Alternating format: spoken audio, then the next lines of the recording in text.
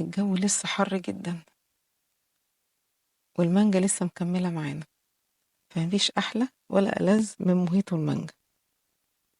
بيكون منعش ولذيذ وبارد وبيرطب كده على القلب، ومش بنعمله في وقت كتير، يدوبك بس 10 دقايق بيكون جاهز. أي وصفة بيكون فيها مانجا كلنا بنحبها، محدش ما بيحبش المانجا. طبعا المانجا عندنا في مصر أنواع كتيرة جدا وكلها لذيذة. في طبق هحط عسل نحل،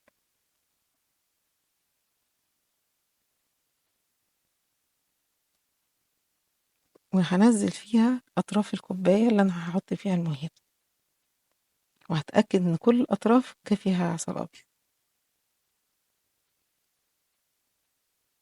وفي طبق تاني هحط سكر أبيض،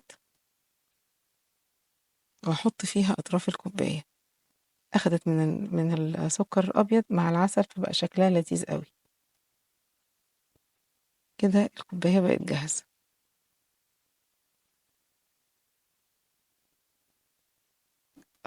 قطعت شرايح من الليمون الأخضر.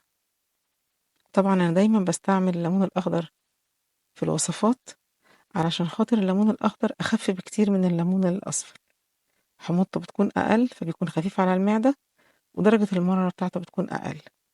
حطيت شرايح من الليمون في الكوباية،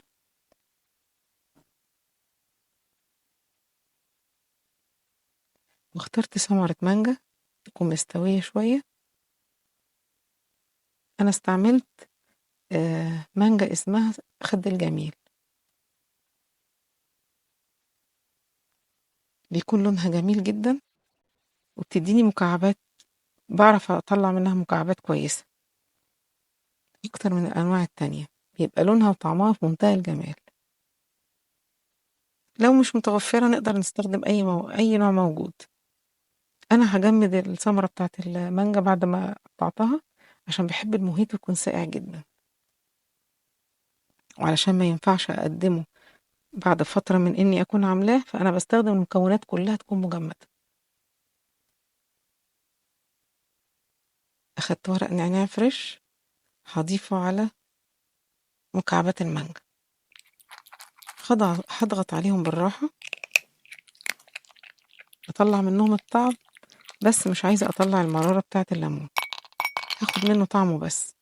ضفت مكعبات التلج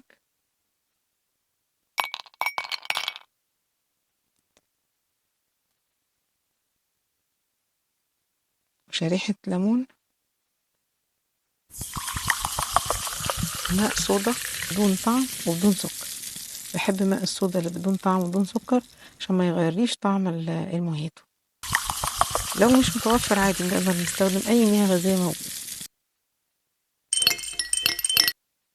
كده الموهيتو خلص، جاهز، منعش وبارد.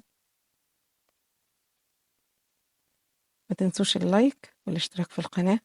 لو عجبتكم الوصفة ياريت تجربوها، تقولوا ايه رأيكم في التعليقات. الموهيتو خلص كده، نقدر نشربه، لذيذ جدا منعش، ما أخدش معانا وقت، 10 دقايق وكان جاهز. وطبعا لأن الفاكهة بتاعته فريش، لازم يتعمل ويتقدم أول ما نخلصه، ما ينفعش نعمله ونحطه في التلاجة، عشان طعمه ولونه ما يتغيرش. الفاكهة الفريش بيتغير طعمها ولونها.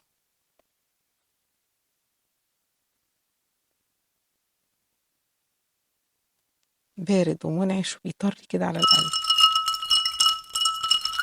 مفيش حد ما بيحبش الوصفات اللي فيها مانجا، كلنا بنحب المانجا والوصفات اللي فيها مانجا. والمانجا طبعا عندنا زي ما قلنا في مصر أنواع كتيرة جدا جدا ما شاء الله، لا يعلى عليها.